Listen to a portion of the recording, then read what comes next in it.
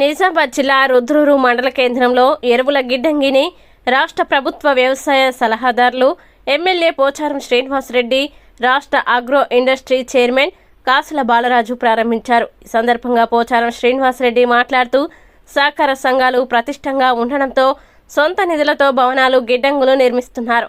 750 metric టన్నులతో 48 లక్షల వ్యయంతో రుద్రూరులో గిడ్డంగిని నిర్మించారు. నిజాం సాగర్ ఆయకట్టు కింద 50,000 ఎకరాల పంటలు పండిస్తున్నారు. ముందుగా రైతులు ఈ ప్రాంతంలో పంటలు వేసుకుంటారు. రాష్ట్రంలో అత్యధికంగా దిగుబడి పండిస్తున్న నియోజకవర్గం బాన్సువాడ అన్నారు. ఈ కార్యక్రమంలో సొసైటీ అధ్యక్షులు సంజీవ్ రెడ్డి, రుద్రూరు మండల కాంగ్రెస్ ప్రెసిడెంట్ తోట అరుణ్ కుమార్, నాయకులు పత్తిరామ్, తోట సంగయ్య, అశోక్, కొండలవాడి శంకర్ తదితరులు పాల్గొన్నారు.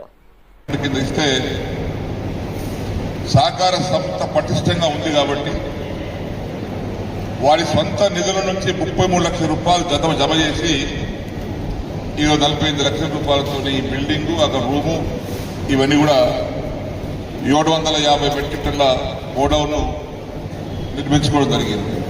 అంటే సహకార సంస్థ ఆర్థికంగా బాగుంది కాబట్టి వీలుపడ్డది. ఒక 50,000 ఎకరాలు నిజాం సాగర్ ఆయకట్టు లేని ప్రాంతం ఉంది. 2 కలుపుకొని 1,48,000 ఎకరాలు కష్టపడి పంట పండించే శక్తి రైతులకు ఉంది కాబట్టి రాష్ట్రంలోనే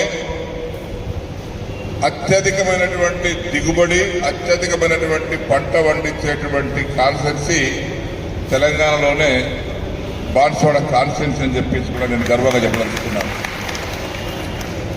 మొన్న మనం యాసంగిలో రాష్ట్రం మొత్తం 62 లక్షల మెట్రిక్ టన్నుల బియ్యం